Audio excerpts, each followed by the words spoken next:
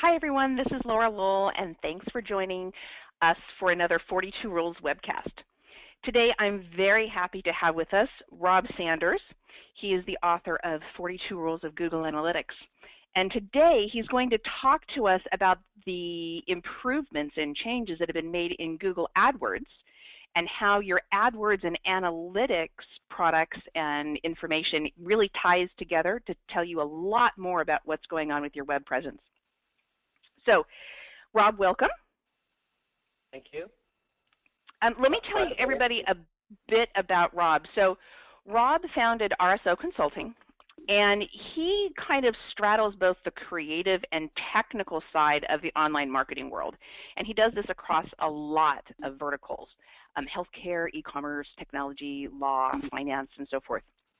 He also has been teaching pay-per-click, SEO, and web analytics for marketing and business professionals in both the San Francisco Bay Area as well as across the nation. And I know you've been very busy with your classes. And Rob is also a Google AdWords and Analytics certified professional, so he really knows his stuff. He keeps up with the latest and greatest, and it really kind of complements your core competencies, Rob, which are around search engine optimization, pay-per-click management, managing the actual campaigns, social media optimizations, and of course, web analytics. So with that, I'd like to welcome you and kind of ask you to kick us off and share with us the latest and greatest in Google AdWords. Thank you, Laura, for the introduction. And before we begin, I really wanted to give some background on the topic. As Laura noted, I do a lot of work with Google AdWords, and most of you may know me in the Google Analytics world. Well, a chapter in my book is about linking Google AdWords with analytics. And so I thought it would be important, as you're seeing all the information related to your Google AdWords campaigns and analytics, that maybe we should circle back on the AdWords side and focus in on some of the features that are available in Google AdWords. Because again, all these features that are available and are ready to be used in Google AdWords for your campaigns can certainly be measured and tracked in Google Analytics. So that's something to keep in mind as we go through some of these features. It's really enhancing what you're doing in the Google AdWords user interface, and then it's still measuring the results in analytics. And so what we're going to cover are just some of the latest features that AdWords has applied probably within the last year or so. There's one exception on this list, and I'll get to that in a minute, but we're going to talk about dynamic search ads. We're going to talk about product listing ads. Google's really gotten really dynamic in the way that they want ads to be served, and they certainly changed the user interface on search. So really these two top features here really play a big role in how your ads are being served. Of course, remarketing, that's the one that's been around for a few years. But again, I always think it's worth mentioning just because of the way in which remarketing ads are served up. And again, keep it in mind you're measuring this analytics. So it's important to note that, as you're measuring your remarketing ads, how is it performing, what's your reach, and so forth. And then broad match modifier, it's a match type that I'll get into that I don't think enough people take advantage of. And again, that affects really the bottom line, which is your cost per click. And then we'll talk about one of the latest features that Google just rolled out, which is enhanced campaigns. Without further ado, I'm going to start talking about dynamic search ads. And really what dynamic search ads are, they're ads that really are generated not based on keywords, but based on the content that's on your website. And for those that know the direction Google's going in, and even for those that don't, really it's about content. And a lot of that is social media today. A lot of that's blogging. But if you have a dynamic search campaign or search ads that are being served up by Google, really what Google's doing is they're looking at the quality of your content and serving up ads based on that. And you can choose specific areas of your website. It doesn't have to be an entire website. So even if you're a blogger and want to serve up ads, you can choose a specific category. And, the ads are based on what Google is really indexing. And so it's important to note that, you're not limited to certain keywords. I mean, I think that's the beauty of dynamic search ads, is you don't have to corner yourself with a certain amount of keywords, especially keywords that can be expensive. Really let Google determine for you based on the content that you are generating, that you are authoring, and that you have total control of. And let Google look at that and serve up the ads based on that. And so that kind of is a new paradigm shift, so to speak, in the way ads are being served.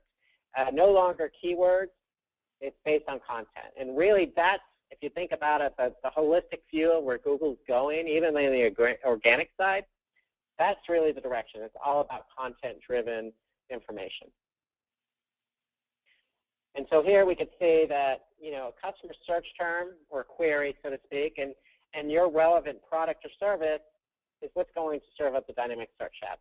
And so my belief is with dynamic search ads, it's really going to close the gap on, what somebody is really looking for and the relevancy of the ad that's showing up on Google sponsored search. Of course, dynamic search ads, really are made for sites with a lot of content. They're not really made for sites that, are 10 pages deep.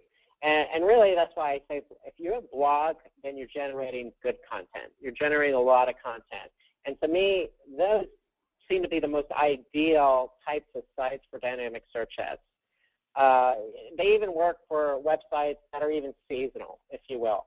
So if you're selling skis during the winter season, then you can only focus on your ski part of your website and serve up ads based on, those particular products.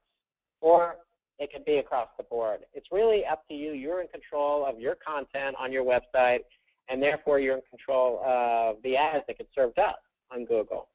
And again, it's not really made for smaller websites, shopping websites, affiliate type websites. None of that's really going to content that's going to change a lot. So that's not really the purpose of dynamic search ads. Rob, we got a question submitted online that I'd like to run by you. The question is, why can't I use dynamic ads if I have a site that customizes products? Good question. Really, again, dynamic search ads you're in control of the content, and if the content is constantly changing, it's really hard for Google to gauge what ads to serve up if it's changing. So if you have a customized, so to speak, product or cart where the end user is in control of changing out the information, then really it's going to be hard for Google to serve up specific, really relevant ads based on the content that's on the site. So you probably, if you have a website that's dynamic in that approach, then you probably want to stay away from dynamic search ads. So let's switch over to product listing ads. And product listing ads, they're ads, maybe you may have noticed, they're ads that really are separate from your traditional text ads on Google. Generally, they're the ones that are displayed on the side, and they're really, if you think about it, just images of products. And really, the images also contain a title, a price, a promotional message, call to action, so to speak. Those are all that's really what encompasses a product listing. So if you think about it, if you have a product, if you're selling it could be anything, blenders all the way to widgets, product listing ads may be for you. And really what it is it's a way for Google to serve up different types of ads. So for those of us that remember, Google Shopping and how those images are served up on Google Search, which were also free of charge, well, what Google has basically done is saying, well, we're going to get rid of the free part of this. We're going to integrate product listings with Google AdWords, and anytime somebody clicks on one of these image ads, then you're going to pay a cost per click for that. And so the thing to remember here is if you were using Google Shopping, then you had to go through the Google Merchant account. So really what it comes down to is Google AdWords and Google Merchant basically connecting with one another. And the way the whole thing works is with Google Merchant, you have to upload a feed of your product listings. And so once you upload a feed of your product listings, connect it to Google AdWords, set your CPCs, you should see your image ads show up on sponsored search. And so just to give you an idea, again, Google's idea is really relevancy here, and relevancy through images. So somebody types in a search query, you have product images, really the person or the person searching can actually see the product versus the actual text ad. And we run a lot of these for some of our clients, especially on the e-commerce side, and we do see quite a lift in click-through rate. So images tell 1,000 words, and I think that's really the case here with Google. It's really they want to serve up just the relevancy part of it, but also give users, you know, another vantage point in which to view ads. Rob, another question came in from online I want to pose to you, which is very insightful, actually. The question is, can I use product listing ads if I sell services? Yeah, so I've actually gone down that road once before, kind of a case study, if you will. So I have a client who actually sells classes. So he teaches CPR classes, and he wanted to use that as product listing ads. And generally, it's not really geared towards services. It's really geared towards pure product, because it's all about the image of the product, you know, it's call to action, the price of the product. And usually that's something that's going to be dynamically driven and changing over time. So it's really meant for, you know, e-commerce related websites with products that need to be listed versus, you know, services that, you know, may be static and maybe not, you know, necessarily tailored for something like product listing. And so keep in mind that, you know, product listings, if you do have a product, definitely highly recommend you get that Google Merchant account set up, because really what I've seen is higher click-through rates. And Google has some case studies that they've certainly shared with me, and so I've seen a lift in click-through rates. And again, just thinking about the bigger picture on analytics, if somebody's clicking on a product listing, you know, it's probably going to be a better quality of click because they're actually seeing the image, they're seeing the price, you know, they're seeing a little bit of information prior to even going to your website. And so you're probably going to see a lift in website behavior also when somebody's coming through a product image ad. And, you know, that could lead, you know, higher quality clicks, lead to better leads and conversion. And really, you know, businesses that are looking for an easy to manage ad campaign, this is the way to go, because with product listings, again, it's generated based on a feed, not necessarily keyword driven. So it's just another way to, you know, get your product out there and drive better quality clicks and increase your click-through rate and drive more leads and conversion. Let's talk about remarketing. So shifting gears to remarketing. Remarketing's been around for a few years now with Google.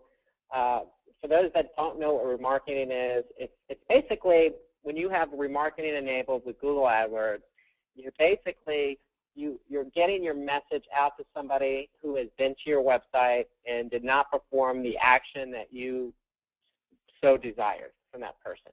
For example, if you have an e-commerce site and a visitor came to your website and went to a product page, added something to the shopping cart, and then left your site without purchasing, if you had a remarketing campaign, then you can remarket to that person on Google's network. And so that's really what remarketing is. It's a chance to get your ad or a product or message out to somebody who's been to your website without, you know, without them purchasing from the initial visit. And so really it's just people who previously visited your site. And it's really a way to connect with potential customers, especially customers who have, you know, potentially, you know, are potential buyers or have added something to your cart. And it's just a way for them to, you know, re-engage with your brand, come back to your website, and finish the process. And it's important to note that remarketing doesn't necessarily have to be with e-commerce as well. I mean, this is from the previous question about product listings. remarketing can be for lead generation websites. I mean, we certainly use remarketing for a number of different verticals, specifically law. Because a lot of people, in the case of the law industry, a lot of people maybe go, fishing for lawyers that specialize with specific areas of law. And so we want to make sure that if they come to our website, that we want to make sure that, hey, we are the law firm for you. Come back and visit us and take advantage of what we have to offer in terms of services. So it could be as simple as, getting somebody to come back and sign up for a newsletter. It doesn't necessarily have to be e-commerce driven. And the way to measure remarketing is you have certain types or really two variations of conversions with remarketing. If somebody sees your ad on another website, you're either going to click on that ad or they're going to view your ad and then eventually come back and purchase. So if somebody clicks on your ad and then ends up signing up for that newsletter or purchasing that product, then it's going to be a click-through conversion. If somebody sees your ad, then eventually comes back without clicking on that ad and then purchases, it's going to be a view-through conversion. So you can measure the effect of remarketing just by seeing how people react to your ads. And again, the whole idea with remarketing is, somebody visiting your website and you enabling remarketing and really targeting that person that's been to your website again. It's all about relevancy, really more than anything else with Google. I mean, I always when I teach, I always say Google is synonymous with relevancy. And that's really what we want here. We want really quality visitors to your site, and we want somebody who's been to your site on a specific page, is really a prospective client. Those are the types of people you want to go after. And so the great thing about remarketing is you don't have to add remarketing code to your entire site. If you're in e-commerce, you can add it just to the shopping cart. So if somebody actually went to your shopping cart page, then those are the people you're going to target to. If you're a law firm and you have a specific service page, if you will, or area of law that you want to specialize in, you can add the remarketing tag just to that area. And so it only remarket to the people who went to that page. So again, it's about honing in on who you really want to target. And so remarketing, to me, is best suited for any campaign that needs to improve their ROI. And ROI really is just a return on investment. It doesn't necessarily have to be e-commerce related. It could be non-e-commerce related as well. We want to continue to drive conversion. And a conversion, again, can be anything from a newsletter sign up to a white paper download. And the great thing about remarketing, it does expand your reach. So if you're looking to expand your reach, and you can certainly do so with remarketing because, again, you're remarketing, you're advertising to people who have been to your website. So obviously impression counts are going to increase as well.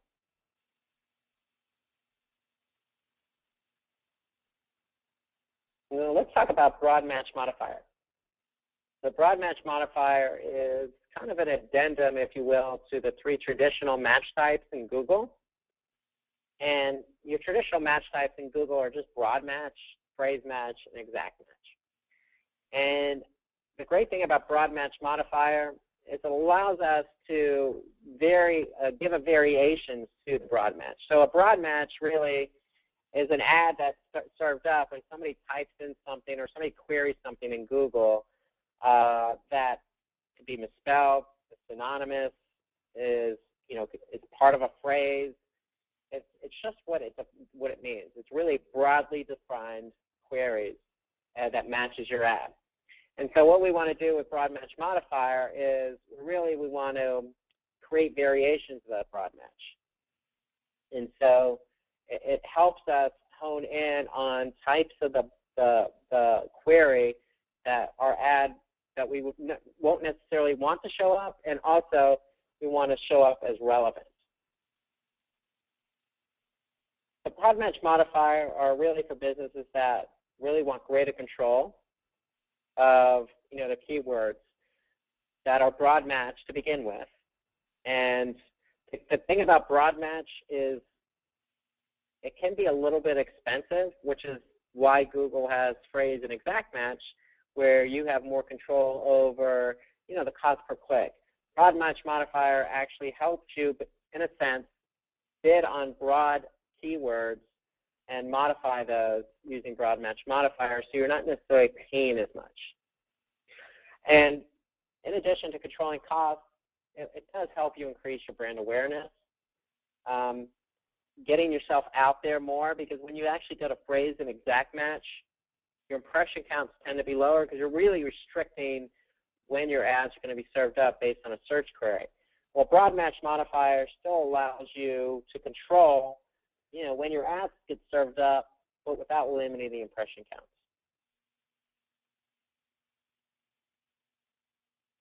Okay, so moving on from broad match modifier to enhanced campaigns. And so enhanced campaigns is really the most, or the latest feature that Google AdWords has to offer. And really, the great thing about enhanced campaigns is it's just a way of Google saying, look, we know that people are using lots of different types of campaigns, anywhere from remarketing to display to mobile campaigns. So what enhanced campaigns allows advertisers to do is really reach people across all these different types of platforms and devices, but really honing in on the most pertinent ads, based on that device, based on that network, based on the time of day, based on the location.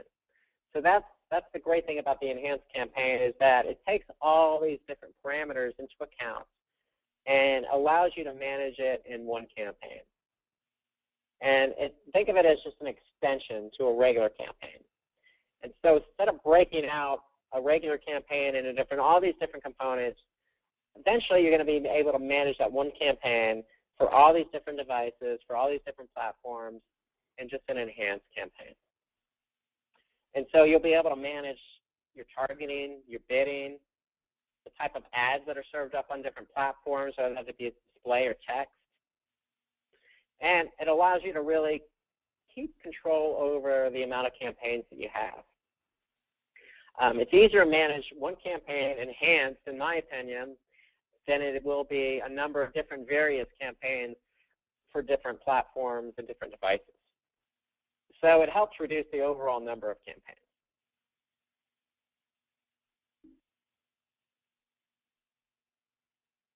Okay, so really some of the main features of an enhanced campaign, again, multi-device.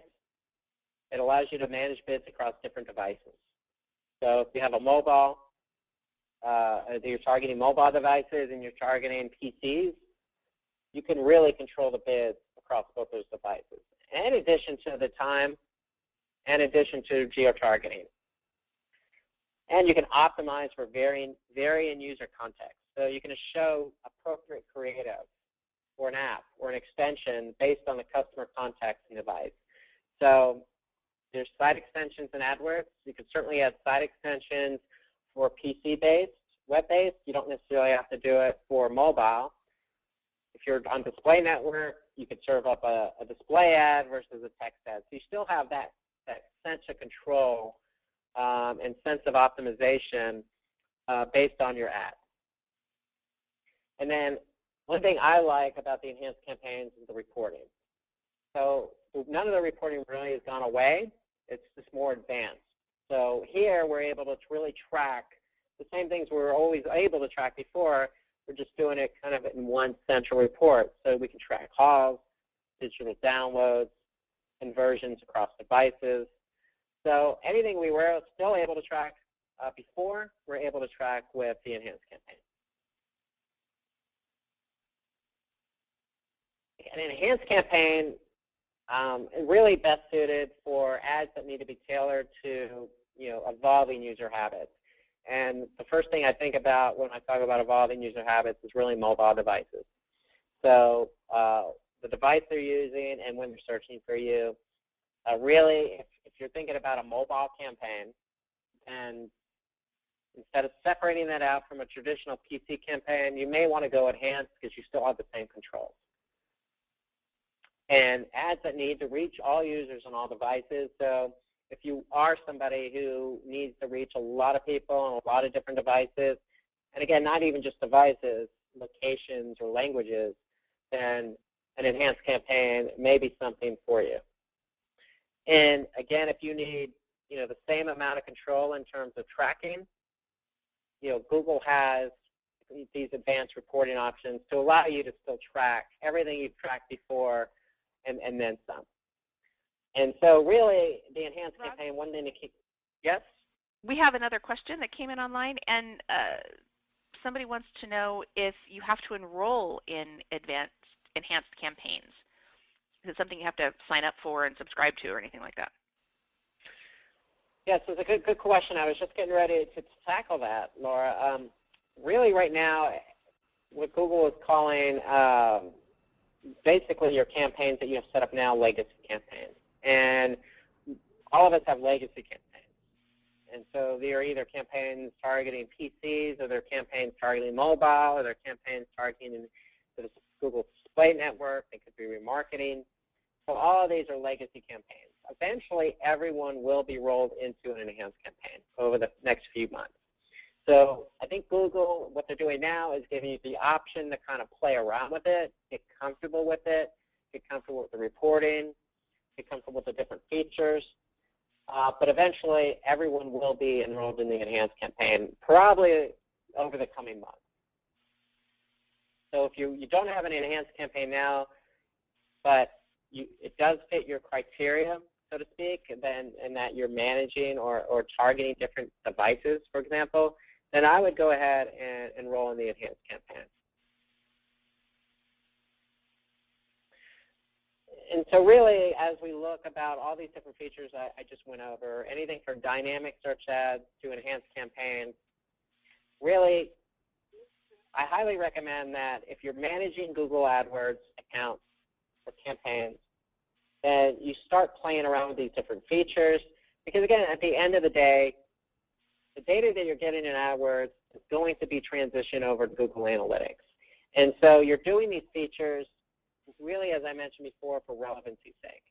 And so for relevancy's sake, to increase your click-through rates, to drive, prospective leads, to, get people to do something that they didn't do on the first visit. And so as you enhance all these features, eventually you're going to see a trickle-down effect into, website behavior. And that's where Google Analytics comes in. So going forward, if all these features or some of these don't fit, that's fine. But certainly I would think that, even broad match modifier would fit even your most basic campaign, where you could control how your ads are being served up and control the cost per click for that ad. Because again, if you're e-commerce, that's going to transition over to analytics. Eventually you're going to see, a better cost per conversion, maybe a better cost per sale.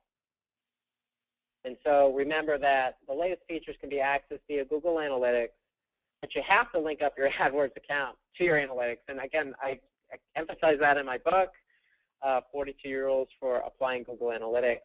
So you have to do that first.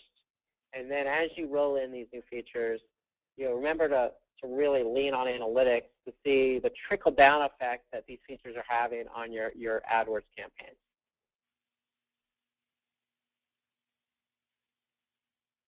Rob, I want to thank you so much for sharing all of the latest and greatest in Google AdWords, as well as how it connects with Google Analytics. I think that's a key point for people to remember. It doesn't work if you don't connect the two things together. To learn more about applying Google Analytics, you can check out Rob's book of the same title, 42 Rules for Applying Google Analytics. You can check that out at 42rules.com. And if you want to learn a little bit more about Rob, you can visit his website at rso-consulting.com. And I want to thank you, Rob, for sharing all of your thoughts with us today. And I wish everybody all the best with your integration of Google AdWords and Google Analytics.